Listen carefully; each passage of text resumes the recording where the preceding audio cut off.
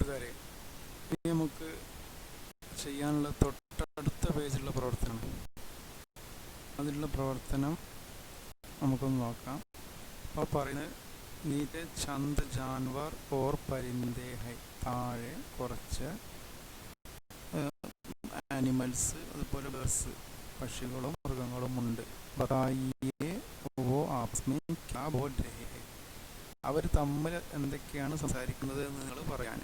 അപ്പോൾ അവിടെ ഉദാഹരണം, ഈ രണ്ട് മൃഗങ്ങൾ, ഒരു പൂച്ചയും ഒരു നായയും തമ്മിൽ സംസാരിക്കുന്നുണ്ട്.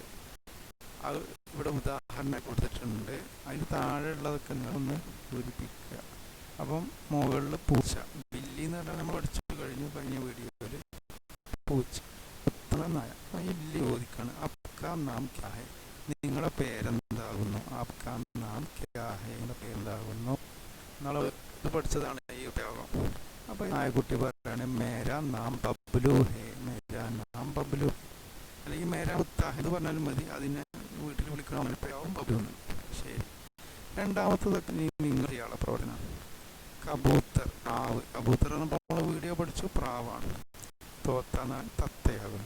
അപ്പം കബൂത്തർ പോലെ ഇവിടെ എന്താ ചോദിക്കണ്ടല്ലോ, നിങ്ങൾ എന്താകുന്നു? അത് നിങ്ങളിവിടെ എഴുതുക. അത് എഴുതാൻ പ്രയാസമില്ല, ഇത് ഇങ്ങോട്ട് താഴെ കോപ്പി അടിച്ചാൽ മതി. അപ്പം പറയും മേരാ നാം, എന്താ പറയുക, തോത്താഹേ. അങ്ങനെ ഞങ്ങൾ താഴേക്ക് എഴുതുക. താഴെ എന്താണ്? ആടുണ്ട്. ആട് ചോദിക്കുക ആപ് കോൻ ഹേ. അപ്പം മേ ഗായേ ഹേ, അല്ലെങ്കിൽ മേ നന്ദിനി ഇവിടെ പറയുന്നുണ്ട്. അത് ബതഖ്, താറാവ്. ഓക്കെ, ആപ് കോൻ ഹേ അല്ലെങ്കിൽ ആപ്കാ നാം ക്യാ ഹേ. അപ്പം അത് ഇവിടെ പറയും ഞാൻ മുറുക.